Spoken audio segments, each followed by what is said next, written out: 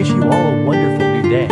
Jame has left and completely disappeared. Diep and baby NHI are in an extremely difficult period without Jame. Diep's new project is still unfinished when she needs a financial amount of $100 million to maintain. Everything is so difficult for her. Today let's see how she overcomes this period when she lost both Jame and ran out of money. The humid afternoon rain of Hanoi fell softly, like silver threads unraveling from the sky. Diep stood silently by the window of a half-finished house, its roof still bare, the sound of hammers and bricks echoing faintly in the distance. Everything around her felt suspended, incomplete, like her own life, which she was now struggling to hold together after James's disappearance.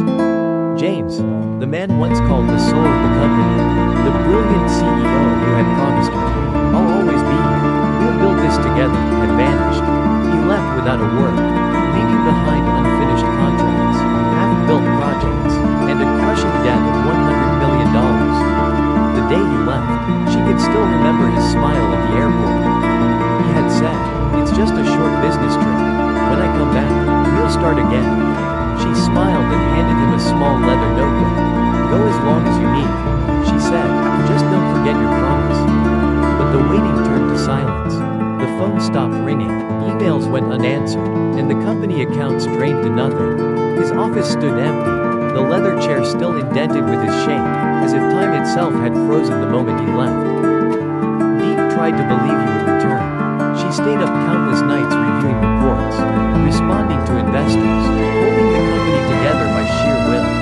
James is just busy abroad, she told everyone. Everything will be fine, but deep down, she knew it wouldn't. The contractors stopped building, the partners pulled out, employees began to leave. The company, once their proud creation, was sinking fast. In the middle of all that, Diep still had one reason to keep going: a little girl named NHI. The orphaned child she and James had taken in together. Every night NHI would look up and ask, "Auntie Diep, when will Uncle James come back?" Diep would smile and stroke her hair. "He's working far away, sweetheart," she said softly, "but he'll come back one day." One morning, desperate to survive, Diep and NHI went to the market to sell pumpkins, the same ones she had planted on a small plot near the abandoned company site. The woman who had once signed million-dollar contracts now sat beneath a tin awning, hands rough with dirt, trading her produce for a few coins, just enough to buy the little girl new clothes. When NHI chirped, "Auntie, can we sell again tomorrow?" Diep smiled, her throat tightening. She didn't hate James, she just felt the emptiness of a promise left behind, a hollow echo that both hurt and kept her alive.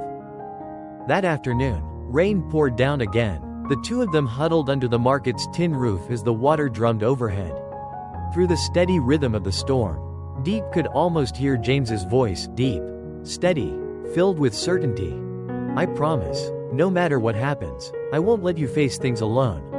The promise was now just a memory. But it was enough. It became the thread that pulled her back to her feet. She returned to the company, starting over from zero. She sold her house, pooled every bit of capital she could, and began paying off the debts one by one. People called her foolish, some pitied her, but she didn't care. Deep inside, she believed that even though James was gone, his promise still lived, and she would be the one to keep it.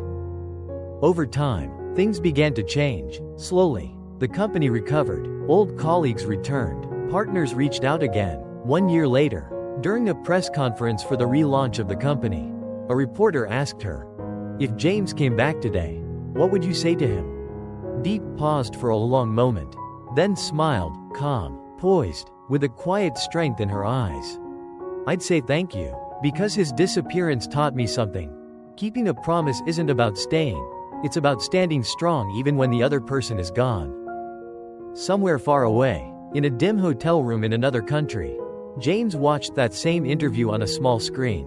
No one knew why he disappeared. No one knew what he'd lost or what he was running from. But in his eyes, there was regret, deep, aching regret.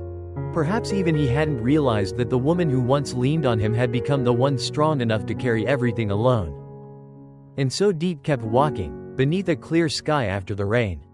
Each step steady and quiet. Every heartbeat echoed with the same unbroken promise.